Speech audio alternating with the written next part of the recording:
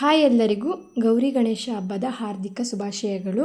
ಇನ್ನು ಹೂವಿನ ಹಾರನು ಕೂಡ ಹಿಂದಿನ ದಿವಸನೇ ಪೋಣಿಸಿ ಇಟ್ಟಿದ್ದೆ, ಬೆಳಗ್ಗೆ ಪೂಜೆಗೆ ಲೇಟ್ ಆಗಬಾರ್ದು ಅಂತ ಹೇಳಿ. ಇನ್ನು ಬೆಳಗ್ಗೆ ಎಲ್ಲ ಕೆಲಸನೂ ಮುಗಿಸಿ ದೇವರಿಗೆ ಕೂಡ ದೀಪನ ಹಚ್ತಾ ಇದ್ದೀನಿ. ಇನ್ನು ತಿಂಡಿಗೆ ಬಂದು ನಾನು ದೋಸೆ, ಆಲೂಗಡ್ಡೆ ಪಲ್ಯ ಮತ್ತು ಪಾಯಸ, ಬಜ್ಜಿ ಮಾಡಿದ್ದೆ. ಇನ್ನು ನಾನು ಕೂಡ ತಿಂಡಿನ ಮುಗಿಸಿ ಅಕ್ಕ ಕುಂಕುಮಕ್ಕೆ ಕರೆದಿದ್ರು ಅಂತ ಹೇಳಿ ಹೋಗಿದ್ದೆ.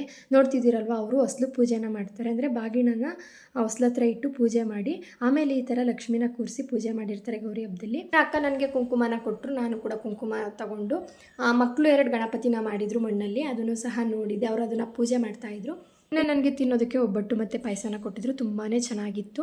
ಇನ್ನು ಇವ್ನು ನೋಡ್ತಿದ್ದೀರಲ್ವ, ನನ್ನ ರೀಲ್ಸ್ನೇ ನೋಡ್ತಾ ಇದ್ದೆ. ಏನಕ್ಕೆ ಅಂದರೆ ಅವ್ರ ಅಮ್ಮ ಲೈಕ್ ಕೊಟ್ಟಿರೋದೆಲ್ಲ ಅದನ್ನು ಇವನು ಡಿಸ್ಲೈಕ್ ಮಾಡ್ತಾ ಇದ್ದ.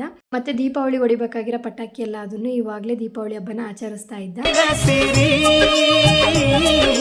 ಇನ್ನು ಒಬ್ಬರು ಅಕ್ಕ ಕುಂಕುಮಕ್ಕೆ ಬರಬೇಕಾಗಿತ್ತು, ಅವ್ರಿಗೋಸ್ಕರ ವೆಯ್ಟ್ ಮಾಡ್ತಾ ಇದ್ವಿ. ಇನ್ನು ಅವರು ಕೂಡ ಬಂದರು. ಹೀಗಿತ್ತು ನನ್ನ ಗೌರಿ ಹಬ್ಬದ ಒಂದು ಮಿನಿ ವ್ಲಾಗ್. ಇಷ್ಟ ಆದರೆ ಲೈಕ್ ಮಾಡಿ.